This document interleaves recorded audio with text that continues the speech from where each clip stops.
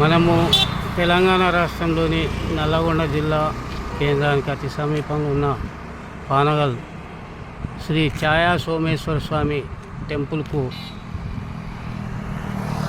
వెళ్తున్నాము.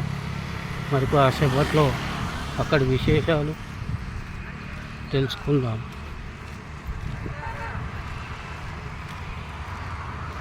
ఛాయా సోమేశ్వర స్వామి టెంపుల్ అనేది చాలా అతి పురాతనమైన టెంపుల్. 1000 ఏళ్ళ చరిత్ర గలది.